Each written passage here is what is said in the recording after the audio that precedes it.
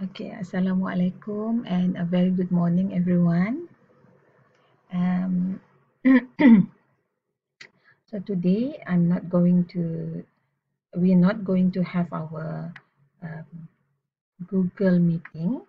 I'm going to give you a recorded file video um, so that you can reach the material anytime. Um, but don't worry, we're going to have our Google meeting later before our test one. I just want to use some different um, types of material or presentation for you. Okay, let us continue with our topic 3. Um, we talk about the lodging ownership. Okay, lodging, food service or restaurant, and also convenience store share the same definitions of ownership. Do you agree with me? Okay, let me give you an example. Hotel. Okay, when you mention hotel, here in Sabah we have um, numbers of hotel like not only in Sabah, tapi kalau we talk about Sabah local brand, Hotel Tang Dynasty. We talk kalau kita cakap the whole world, example are like Concord Hotel, Hilton Hotel. When we talk about restaurant, we are very familiar with KFC, McDonald's, and when we talk about convenience store, there are 7-Eleven, Orange, ada juga Giant, Giant, no more Giant in KK, semua Bataras kan. So people say the rise of Bataras. Okay, Bataras, and also I think Bataras is Sabah local brand. CKS also Sabah local brand. If you go to Kuala Lumpur or West Malaysia, you cannot find CKS or Bataras. And we also have Starbucks. We have apa lagi? Apa lagi kita ada? We have Pizza Hut, kan? Okay. Those that I mentioned are chain ownership.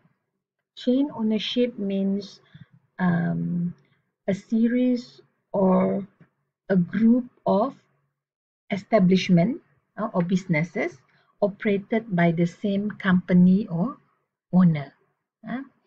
Unlike independent. Independent, if you mention about independent restaurant, they are like restoran Pak Abu, kan? Restoran Pak Abu. This restaurant will be the only restaurant in that particular area.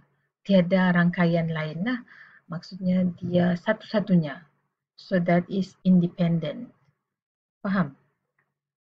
So bila kita cakap independent versus chain restaurant, can you visualize or give example of independent and also chain? I hope you are clear with my example just now, right? So independent business, independent restaurant will have advantages and disadvantages. Okay, as what has been defined just now, an independent ownership is an individual or company open a hotel and manage it. It will then take a complete responsibility for the hotel success or failure. Like for example, saya ni kaya raya, okay. I have a lot of money, so I decide to open up my own hotel business. So I simply name my hotel as Saira Hotel. So that is independent ownership. It is owned by me. It is up to me to decide what theme, what color, what types of service I'm going um, I'm going provide to my customer or my guest. Um, Kalau di KK ni, let me name you some independent hotel, macam Zara Boutique Hotels, kan?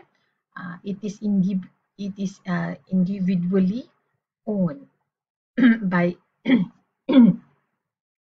by a rich person lah, of course lah kan. Okay, so daripada independent ownership, it is actually um, advantages there adalah you can have your own you can make your own decision. You can decide on what theme apa yang kamu mau provide to your customer. You have a complete control over every aspect of your business. Kalau the same goes to a restaurant, let's say restoran saya tu nama dia Saira Cafe ataupun Saira Cafeteria, kan? Medium punya lah restaurant. So I have the freedom to decide what menu to be served on that particular day. And I have like for example hari ni saya rasa saya macam mau buat menu sambal belacan. So saya pun buatlah sambal belacan. Unlike chain restaurant like KFC, kan, they cannot simply jual whatever they feel like to sell.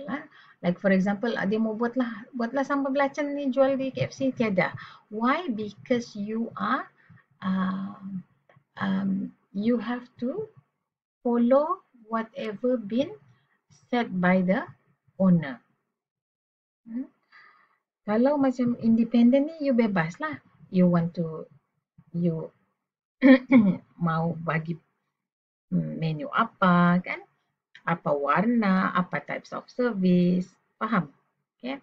Apa disadvantages of independent ni?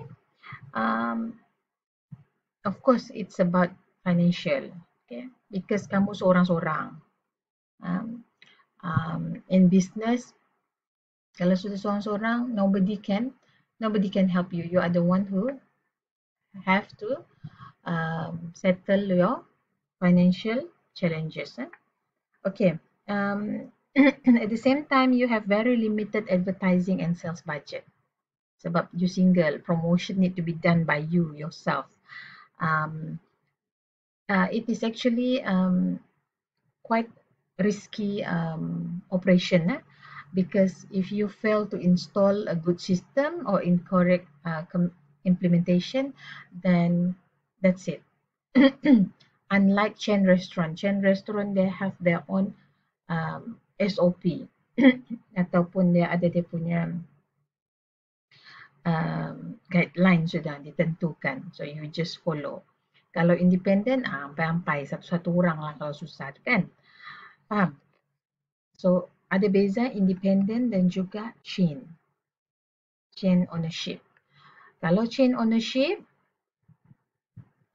dia punya apa, kebaikan atau advantages dia adalah you have very strong brand identity. When we talk about market segment, remember market segmentation is divided into few groups, kan? Ada orang yang high end,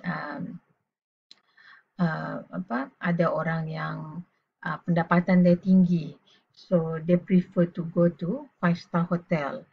So kalau kita sebut saja, ada orang yang saya jumpa, they will only stay at certain hotel. If they travel around the world, they will only stay, like for example, mau tinggal di Shangri-La saja, mau tinggal di Hilton saja. Kalau di negara tu tiada Hilton, tiadalah, dia nak mau pergilah tu negara. You know how loyal they are. That is the brand identity. Hmm. And then apa lagi kelebihan dia? Kelebihan dia adalah you have a centralized reservation system. Okay, let me give you an example of Shangri-La Hotel lah. Those day lah, I think in today's punya business, they no longer use this kind of reservation system. Everything is done through computer. Okay, kalau Shangri-La ni 10 years back, 20 years back, reservation system for customer was done over the call center. You call satu center, call center dia is located in Kuala Lumpur. My friend used to work there. So this reservation center has a few numbers of tele sales lah, reservation person. Okay, bila ada orang call daripada Jerman ataupun contoh daripada Iran, they want to make a reservation Shangri-La Hotel, dia akan call to this number, and this number yang center ni semua ni Malaysian akan angkat call and make a reservation for you. Faham tak? Ini reservation center, ada office, ada di dalam office tu ada beberapa orang yang akan sambut telefon.